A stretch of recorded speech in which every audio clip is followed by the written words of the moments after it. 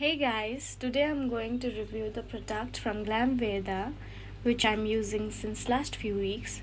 The first step is to wash your face with Glamveda Face Wash which has rice and ceramide and it gives brightening and vitalizing glass skin finish as you all can see here.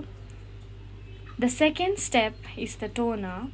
Pour a few drops on cotton and dab around your face, which leaves your skin feeling soft and fresh. The last step is the moisturizer, which is brightening, refining, and nourishing.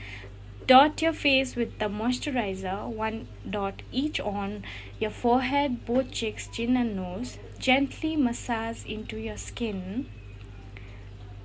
As you all can see how my skin is glowing.